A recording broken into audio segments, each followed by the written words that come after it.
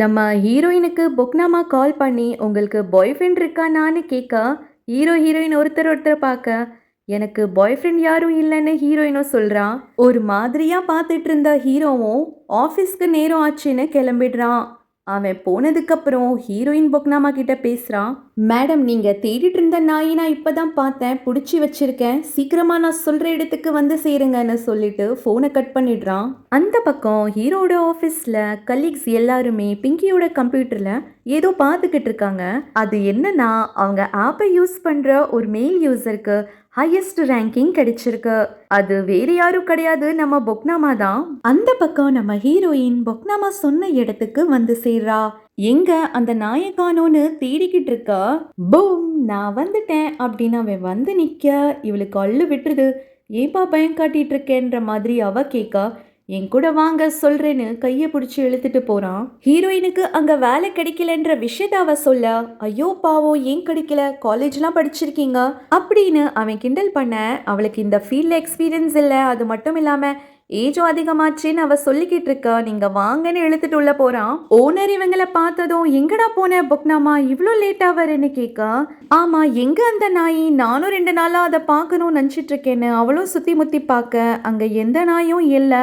அப்புறம் தான் அவனோட ட்ரெஸ்ல புக்னாமான்ற பேரை பார்த்து, ஓ அப்ப இவன் தான் புக்னாமாவா, ச்சே அசிங்கப்படுறதுக்குனே பிறந்திருக்கேன் போலன்னு அவ மனசுக்குள்ள புலம்பிக்கிட்டு இருக்கான். ஓனர் கிட்ட புக்னாமா என்ன சொல்றானா, நீங்க கண்டிப்பா ஜிஹோஷிய வேலைக்கு சேர்த்துக்கணும், இல்லாட்டி நானும் போய்கிட்டே இருப்பேன்னு சொல்ல, அடா இல்லப்பா, நான் நிஜமாவே அவங்களுக்கு கால் பண்ணோம் தான் நினச்சிட்டு இருந்தேன் அப்படின்னு அவர் ஹீரோயினை பார்த்து நாளையிலேருந்தே நீங்கள் ஜாயின் பண்ணிக்கோங்கன்னு சொல்ல, இப்படி ஒருத்தவங்க கட்டாயப்படுத்தி வேலைக்கு எடுத்துக்கிறது நல்லா இல்லைன்னு அவள் ஃபீல் பண்ணி வெளியே வந்து பொக்னாமா கிட்ட, நீ எதுக்காக இப்படி பண்ணுற, அதுவும் எனக்காக, என்ன காரணம் தெரிஞ்சுக்கலாமான்னு கேட்க, அர்ஜென்ட்டாக ஒரு ஃபுட் டெலிவரி இருக்குது, வாங்க டெலிவரி பண்ண போகலாம், அதுக்கப்புறம் நான் கண்டிப்பாக உங்கள் கேள்விக்கான பதில் சொல்கிறேன்னு சொல்லிட்டு அவன் மண்டை மேல ஹெல்மெட்டை மாட்டி விட்டு உட்கார சொல்றான். இவங்க டெலிவரி பண்ண போன அந்த லொகேஷன் பார்த்தோன்னா ஹீரோவோட கம்பெனி பக்கத்துல தான் இருக்குது.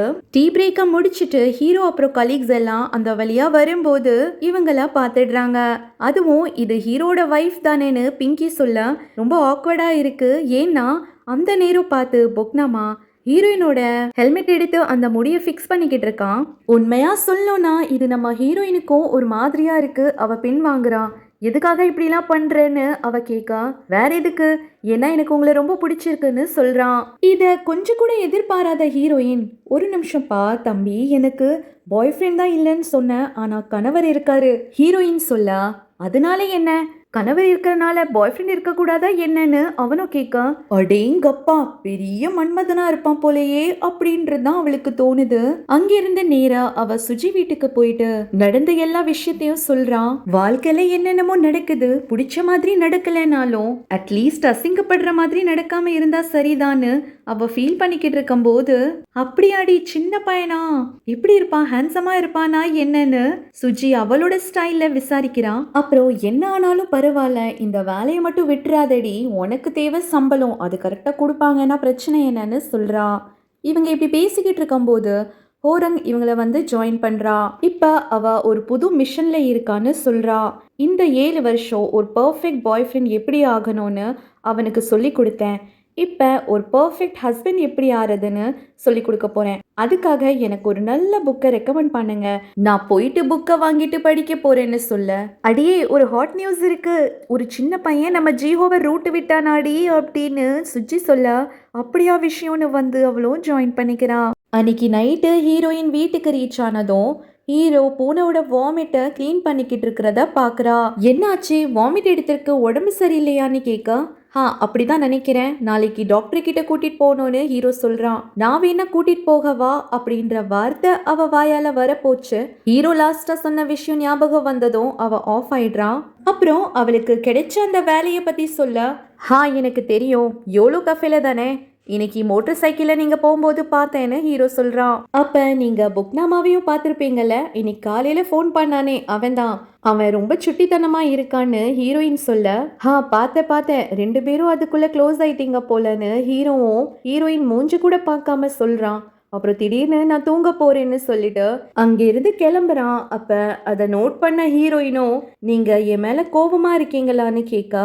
ஹீரோ இல்லைன்னு சொல்லிட்டு போயிடுறான். அப்ப அவளுக்கு என்ன தோணுதுன்னா, ஒருவேளை பூனைக்கு உடம்பு சரியில்லைல்ல, அதனாலதான் மூட் ஆஃப் ஆயிருக்கோ என்னவோன்னு அவ யோசிச்சுட்டே அப்படியே தூங்க போயிடுறா. ஆனா உண்மையான காரணம் என்னன்றது அவன் ரூம்குள்ள போனதுக்கு அப்புறம் யோசிக்கிறான். அப்பதான் நமக்கும் தெரிய வருது. என்னன்னா ஆஃபீஸில் அவங்க எல்லாருமே இவன் தான் ஹையஸ்ட் ரேங்கிங்னு பேசிக்கிட்டாங்க இல்லையா. அப்போ பார்ட் டைமாக ஜாப் பண்ணுற ஒரு ஆள்கிட்ட எப்படி இவ்வளோ எக்ஸ்பென்சிவான மோட்டர் சைக்கிள் இருக்கும், ஏதோ இடிக்குதே, சம்திங் இஸ் ஃபிஷ்ஷின்னு அவங்கக்குள்ள பேசிக்கிட்டாங்க. அதனால தான் இப்போ ஹீரோக்கும் டவுட்டாக இருக்கு. அடுத்த நாள் காலையில் ஹீரோ ஹீரோயின் ஒரே நேரத்தில் வேலைக்கு கிளம்புறாங்க. அவங்களுக்குள்ள பெருசாக எந்த கான்வர்சேஷனுமே நடக்கல. ஹீரோயின் சாப்பிட்ற அந்த சாக்லேட் பார் ஹீரோக்கும் ஆஃபர் பண்ணுறான். அவனும் வாங்கிக்கிறான். ஸ்டாப் வந்ததும் ஹீரோயின் இறங்க நூனா அப்படின்னு பொக்னாமா கூப்பிட அவங்க ரெண்டு பேரும் சிரிச்சு பேசுறத ஹீரோ வச்ச கண்ணு வாங்காம பார்த்துக்கிட்டே பஸ்ல போறான். கஃபி கிச்சனில் ஒர்க் பண்ணும்போது ஹீரோயினோட முடி ரொம்ப டிஸ்டர்ப் பண்ணுதுன்னு அதை பார்த்த பொக்னாமா வந்து அவன் முடிய கட்டி விடுறான். உங்களோட நெக்லைன் ரொம்ப அழகா இருக்குன்னு சொல்ல இதெல்லாம் ஹீரோயினுக்கு கொஞ்சம் அன்ஈஸியாக இருக்குன்னு இப்போ நடந்தது எல்லாத்தையும் கேர்ள் கேங்க்கு இன்ஃபார்ம் பண்ணுறான். அவங்க ரெண்டு பேரும் என்னன்னா எவன்டா அந்த பொறிக்கு இதோ வரும்னு ரொம்ப தைரியமாக வராங்க. ஆனால் பொக்னாமாவை பார்த்த அடுத்த செகண்டே ஜொல்லு வடிக்கிறாங்க. அந்த பக்கம் லஞ்சை முடிச்ச ஹீரோவோட டீமும் அடுத்து டெசர்ட் சாப்பிட எங்கே போகலான்னு பேசிக்கிட்டு இருக்கும்போது நம்ம எல்லாரும் யோலோ கேஃபேக்கு போகலாமா, அங்கே ஜியோ வேற இருக்காங்களேன்னு பிங்கி சொல்ல எல்லாருமே அங்கே போகிறாங்க. என்ன ஆர்டர் பண்ணலாம், என்ன கேக் சாப்பிடலான்னு பார்த்துக்கிட்டு இருக்கும்போது இந்த ட்ரீட் ஹீரோவோடதுன்னு சங்கு சொன்னதும் எல்லாருக்கும் ஒரு ஒரு அமெரிக்கானோன்னு அவன் ஆர்டர் போட்டுடுறான். எல்லாருமே சோகமாக இருக்காங்க, யாருக்குமே அது குடிக்க இஷ்டம் இல்லை. அப்போ ஹீரோ என்ன சொல்கிறான்னா, அவன் லோன் எல்லாம் கட்டி முடிக்க 20 வருஷம் ஆகும், அது வரைக்கும் நீங்கள் வெயிட் பண்ணீங்கன்னா நீங்கள் கேட்ட கேக்ஸ் என்ன எல்லாமே நான் உங்களுக்கு வாங்கி தரேன்னு சொல்கிறான். இதெல்லாம் கேட்டுட்டு இருந்த பொக்னாமா உள்ளே இருந்து சில கேக்ஸை கொண்டு வந்து இது எல்லாமே உங்களுக்கு காம்ப்ளிமெண்ட்ரி தான், நல்லா என்ஜாய் பண்ணுங்கன்னு சொல்கிறான். கூடவே அவனை பொறுத்த வரையில நம்ம எப்போதுமே ப்ரெசென்ட்ல தான் வாழணும், ஃபியூச்சரை பற்றி வரி பண்ணிக்க கூடாது. ஏன்னா அந்த ஃபியூச்சர் இருக்கா இல்லையான்னு கூட நமக்கு தெரியாது. நான் கூட சின்னதாக ஒரு ரூம் எடுத்து இருக்கிற காசு எல்லாத்தையும் பிடிச்ச மாதிரி ஒரு மோட்டர் சைக்கிள் வாங்குறதுல ஸ்பெண்ட் பண்ணிட்டேன். இப்போ நான் ஹாப்பி சோலா ஜாலியாக இருக்கேன்னு சொல்கிறான். அப்புறம் லோனை கட்டிட்டு ஃப்யூச்சரை நினச்சிக்கிட்டே கஷ்டப்பட்டு வாழ்றது முட்டாள்தானோன்னு சொல்கிறான். அதை கேட்டு ஹீரோவுக்கு சுருன்னு கோவம் வருது. எல்லாரோட வாழ்க்கை சேமாக இருக்காதுல்ல, அவங்கவுங்களுக்கு சில ப்ரையாரிட்டிஸ் இருக்கும், அதை பற்றிலாம் அவங்களுக்கு என்ன தெரியுன்ற மாதிரி ஹீரோவும் புலம்புறான். அடுத்து ஒரு வழியாக அவங்க சாப்பிட்டு அங்கிருந்து கிளம்புறாங்க. ஹீரோ அப்புறம் பிங்கி பின்னாடியே வராங்க. ஆமாம், நீங்கள் புக்னாமாவை பற்றி என்ன நினைக்கிறீங்கன்னு அவ கேட்க நான் என்ன நினைக்கணும், நான் எதுவுமே நினைக்கலையேன்னு ஹீரோ சொல்ல, இல்லை ஒருவேளை உங்களுக்கு ஜெலசியா இருக்குன்னா அதை நீங்கள் பொண்டாட்டிக்கிட்ட காட்டலாமே, அதெல்லாம் பெண்களுக்கு ரொம்ப பிடிக்கும்னு சொல்கிறான். ஜெலசியா, அதுவும் எனக்கா, அதுக்கெல்லாம் வாய்ப்பே இல்லைன்னு ஹீரோவும் சொல்ல, அப்புறம் எதுக்காக கடந்து 1 மணி நேரமா ஒரே பேஜை ஃபோனில் பார்த்துக்கிட்டு இருக்கீங்கன்னு கேட்குறான். போச்சு மாட்டிக்கிட்டோன்னு அவனுக்கும் தெரியும், ஏதோ சொல்லி சமாளிக்கிறான். உண்மையாக சொல்லணும்னா அவனோட கண்ணு ஃபுல்லாக ஃபோன்லேயே இருந்தது தான், ஆனால் மைண்டு ஃபுல்லாக வேற எங்கேயோ இருந்தது. அதை தான் இப்போ பிங்கி சொல்லி புரிய வச்சான். அப்புறம் அன்னைக்கு ஈவினிங் வேலையை முடிச்சுட்டு ஹீரோ பஸ் ஏற போக கலீக் வந்து லிஃப்ட் கொடுக்குறேன்னு கூப்பிடுறாங்க. இல்லை நான் பஸ்ஸில் தான் போக போறேன்னு அவன் வேணா சொல்லிடுறான். அதே மாதிரி அந்த பக்கம் ஹீரோயின் பஸ் ஸ்டாப்பில் பஸ் வரதை பார்க்குறா. ஆனால் அதில் ஹீரோ இல்லைன்னு சொல்லிட்டு அதில் ஏறாமலே விட்டுடுறா. அந்நேரம் பார்த்து புக்னாமா வந்து லிஃப்ட் கொடுக்குறேன்னு கூப்பிடுறான். இல்லை நான் பஸ்ஸுக்கு தான் வெயிட் பண்ணிட்டு இருக்கேன்னு ஹீரோயின் சொல்ல, ஏன் உங்கள் ஹஸ்பண்ட் உங்களை வந்து பிக்கப் பண்ண போகிறாங்களான்னு கேட்க அவள் இல்லைன்னு சொல்கிறான். அப்புறம் என்ன, நான் லிஃப்ட் கொடுக்குறேன் வாங்கன்னு கூப்பிட்றான். இங்கேருந்து நேர ஒரு டாப் ஸ்பாட்டுக்கு கூட்டிகிட்டு போகிறான். அங்கேருந்து சிட்டி அவ்வளோ அழகாக இருக்குன்னு 2 பேருமே பார்க்குறாங்க. இதுதான் நமக்கான முதல் டேட்னு அவன் சொல்ல ஹீரோயினுக்கு அது பிடிக்கல. அவளுக்கு கல்யாணம் ஆகாமல் இருந்திருந்தா மேபி இந்த மொமெண்ட் அவள் என்ஜாய் பண்ணியிருக்கலாம். ஆனால் இது நிஜமாவே அன்கம்ஃபர்டபுளாக இருக்குன்னு அவள் சொல்ல, சரி அப்போ நம்ம கலிகா மட்டும் இல்லாமல் சோஜு குடிக்கிற ஃப்ரெண்ட்ஸாக இருக்கலாமான்னு கேட்குறான். அதை பற்றி நான் கொஞ்சம் யோசிக்கணும்னு ஹீரோயின் சொல்ல அவன் ட்ராப் பண்ணிட்டு கூடவே பிங்க் கலர்ல ஒரு புக்கையும் கிஃப்டா கொடுக்கறான். அடுத்து கொஞ்ச நேரத்துல ஹீரோ வீட்டுக்கு ரீச் ஆறான். அங்க ஹீரோயின் பூனாவோட வாமிட்டை கிளீன் பண்ணிக்கிட்டு இருக்கிறத பாக்குறான்.